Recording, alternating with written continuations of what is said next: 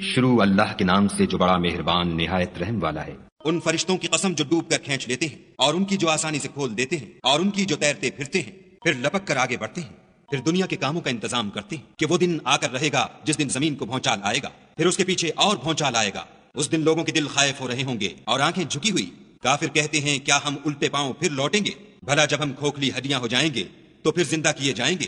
کہتے ہیں کہ یہ لوٹنا تو موجب زیاں ہے، وہ تو صرف ایک ڈانٹ ہوگی، اس وقت وہ سب میدان حشر میں آ جمع ہوں گے۔ بھلا تم کو موسیٰ کی حکایت پہنچی ہے جب ان کے پروردگار نے ان کو پاک میدان یعنی طوا میں پکارا اور حکم دیا کہ فرعون کے پاس جاؤ، وہ سرکش ہو رہا ہے، اور اس سے کہو کیا تو چاہتا ہے کہ پاک ہو جائے اور میں تجھے تیرے پروردگار کا رستہ بتاؤں تاکہ تجھے خوف پیدا ہو۔ غرض انہوں نے اس کو بڑی نشانی دکھائی مگر اس نے جھٹلایا اور نہ مانا، پھر لوٹ گیا اور تدبیریں کرنے لگا اور لوگوں کو اکٹھا کیا اور پکارا، کہنے لگا کہ تمہارا سب سے بڑا مالک میں ہوں۔ تو خدا نے اس کو دنیا اور آخرت دونوں کے عذاب میں پکڑ دیا۔ جو شخص خدا سے ڈر رکھتا ہے اس کے لیے اس قصے میں عبرت ہے۔ بھلا تمہارا بنانا مشکل ہے یا آسمان کا؟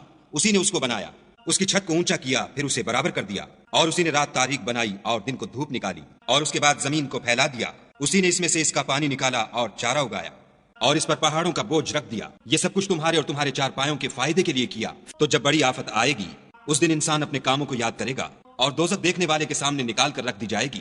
تو جس نے سرکشی کی اور دنیا کی زندگی کو مقدم سمجھا اس کا ٹھکانہ دوزخ ہے، اور جو اپنے پروردگار کے سامنے کھڑے ہونے سے ڈرتا اور جی کو خواہشوں سے روکتا رہا اس کا ٹھکانہ بہشت ہے۔ اے پیغمبر صلی اللہ علیہ وآلہ وسلم، لوگ تم سے قیامت کے بارے میں پوچھتے ہیں کہ اس کا وقوع کب ہوگا، سو تم اس کے ذکر سے کس فکر میں ہو؟ اس کا منتہا یعنی واقع ہونے کا وقت تمہارے پروردگار ہی کو معلوم ہے۔ جو شخص اس سے ڈر رکھتا ہے تم تو اسی کو ڈر سنانے والے ہو۔